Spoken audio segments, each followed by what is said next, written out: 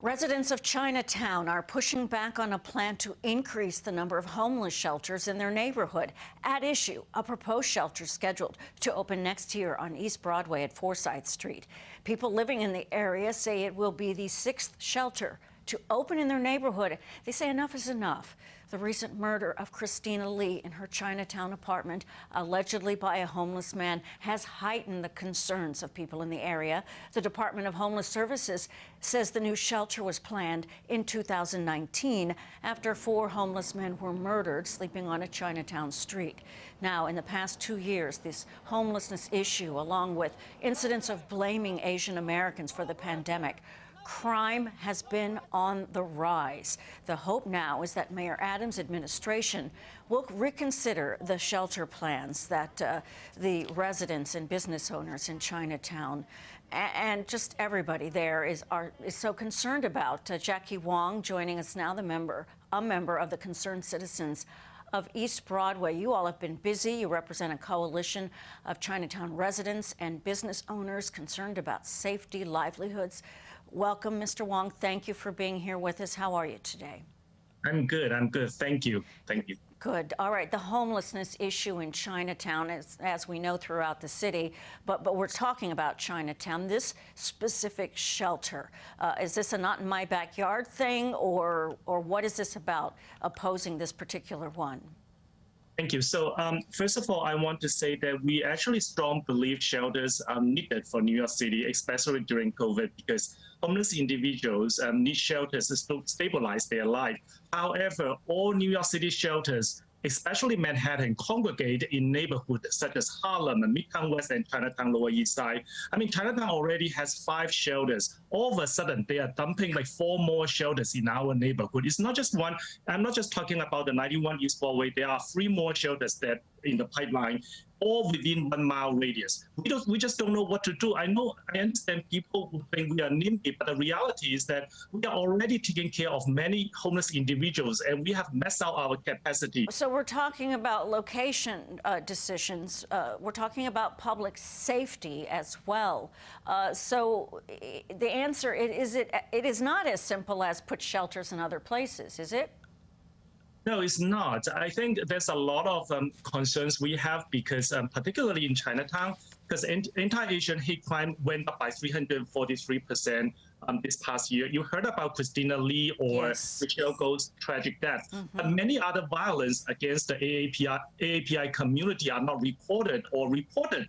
What we don't understand is that despite this crime wave against the Asian community, and 8 out of the 9 shelters that has been built or proposed by DHS in Chinatown are for single adults instead of homeless families. I mean, we have a lot of senior citizens in our neighborhood, and they already avoid going out of Chinatown during the pandemic because they didn't want to get harassed. Now they don't even feel safe living in their own neighborhood. That is, I think, such an important personal issue to bring up here because of culture. Those who were born in China and other Asian countries and coming here, assimilating, but working at it every single day, and being concerned, being afraid for physical health, is being afraid to report stuff to the police. Yes, there has been a language barrier, and also during COVID, there's also a technology barriers because a lot of things were conducted via computer or online, and that has caused a lot of problem for our community members to voice their concern or even talk about their feeling. Yes. We also have some NYPD numbers. You spoke about the increase I mean, gosh, that's huge. As of December 26th, for 2021, 131 crimes against Asian people in New York City. Now, going back to 2020, 28 crimes, and we know new numbers are coming out tomorrow, Jacky. What do you expect? What do you expect is going to happen with increasing numbers, along with your work?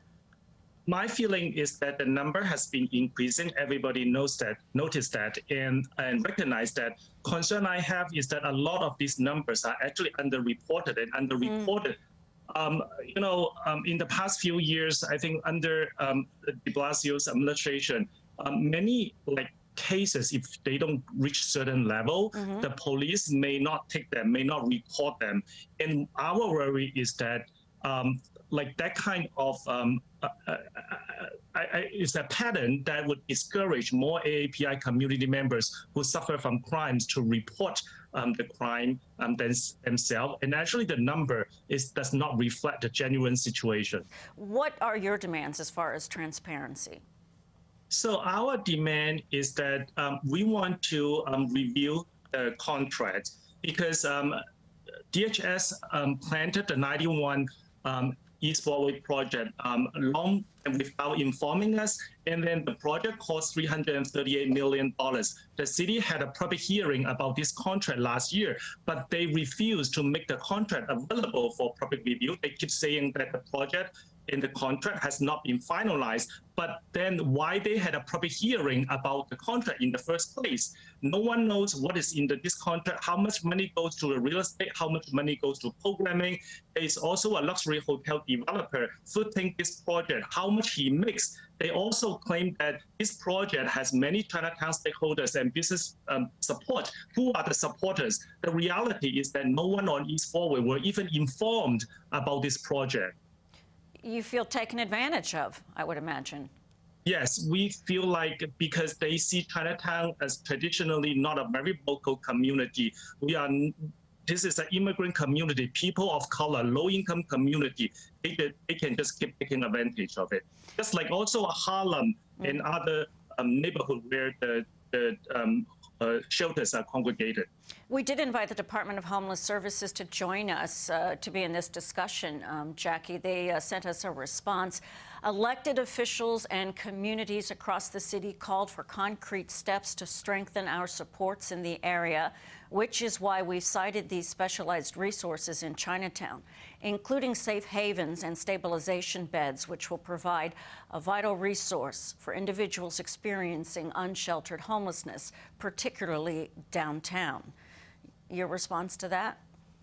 So there's a lot of nuance in these discussions. There's a lot of details in this kind of discussions. Like, for example, 2/3 of the homeless populations are families, and 1/3 of the populations are single adults. However, if you look at Chinatown, 8 out of 9 shelters they build or propose are for single adults instead of homeless families. They also need to answer that question. And according to Coalition of the Homeless, single adults has a higher rate of mental health illness and also addictions. And why is that you putting all the single adults in this neighborhood? I think that question needs to be addressed. I want to thank you for being with us. I know this is an issue of great importance and livelihood and life. And just before we go, when you speak of families, just Asian American families, these young children, and what you tell them about what's happening in the heart of their neighborhoods. I think for the young children, and so the Asian community has a culture that we take care of seniors. This is a big culture in us, and we are hoping that all the younger generation are aware of what's going on in Chinatown, be part of it, understand that they look after their family members, their elder family members especially, and then be part of the conversation, share their feeling. And I think this is what we are asking them to do. All right, Jackie, thank you so much for joining us. You are a member of the growing, I know this organization is growing, Concerned Citizens of East Broadway. We appreciate your time today. Thank you so much. Thank you. You're welcome. For more information about the city's plans for the homeless, go to our website, cbsnewyork.com.